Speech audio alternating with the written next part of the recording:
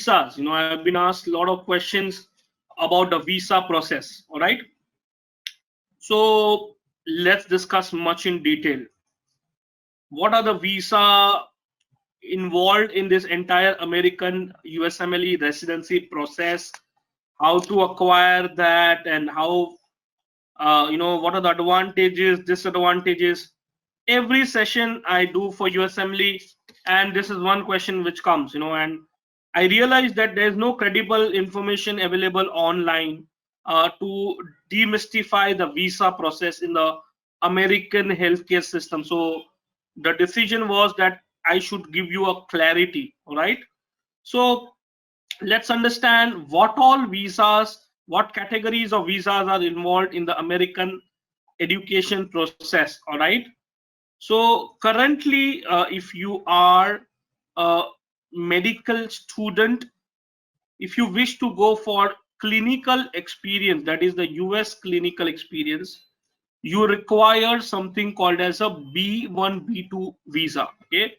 Medical students are the only category of students who are allowed to go for US clinical experience on the B1, B2 tourist visa. All right. Then you have something called as a J1 visa, which is a work visa, okay, which allows you to go for residency, fellowships, or research. Okay, this is very, very important for all of us to understand that J1 is a work visa. In America, you get paid. You are on a salary. You are on a proper employment. So you get employment either for residency or for fellowships or for research, depending on what level you are in. Okay. Then comes your H1B visa. Okay. Now these are again work visas offered either for residency, fellowships, or research. All right. And finally, if you go for studying, you have something called as F1 visa. These are academic visas, academic programs like MPH, MHA, Masters of Health Science, Masters of Bioethics, Masters of Health Information System. So any study program. Now the difference is in a residency program, you get salaries. Okay, you don't pay any money. Okay, but when it comes to a student visa program, you need to pay tuition fees to the universities. Even for clinical rotations, you have to pay tuition fees to the universities. Right. So I hope that is clear. Perfect. So now, let's further understand the categories of these visas, because a lot of you will have questions in future. So foreign national physicians in US, all right, they are either international medical graduates who require ECFMG, so they would require a visa, or green card holders, which are called as US graduates, right?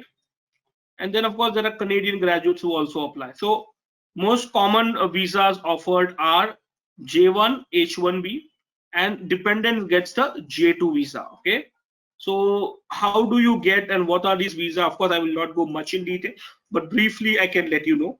The J1 visa is sponsored by ECFMG, wherein H1B visa is sponsored by individual hospitals under the Department of Homeland Security.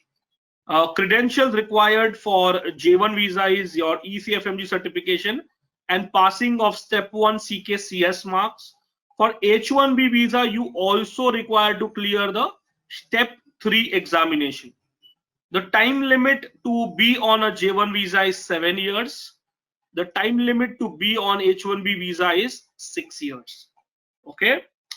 In order to get admission under J1 visa, you require approval from MCI, Medical Council of India, Ministry of Health, something called a statement of need.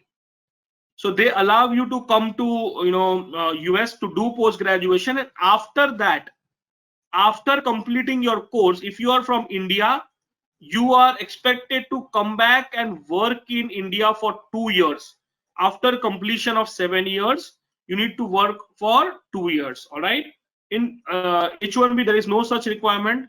Your H1B can later on, be filed for, later on if your employer really likes you, and if things work around, then you might be, he can sponsor you for a green card. Okay.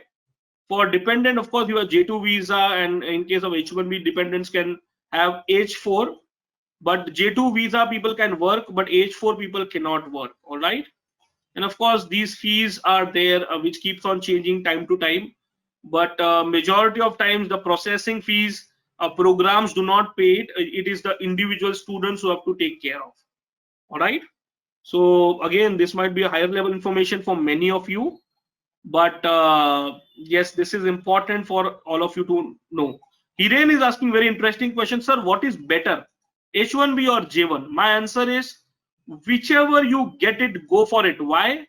Because 90% of residency as well as fellowship program are offered on J1 visa. Only 10% are offered on H1B. Okay. So as an IMG, if you are getting an admission under J1, pick it up. If you are getting into H1B, definitely consider that. Preference can be H1B, but it does not mean that I do not select J1. In fact, it is said that the fellowship match rate is higher on the J1 compared to H1B. Okay. So if you want to also do fellowship, definitely J1 makes sense. If you want to get into academic research positions, J1 makes sense.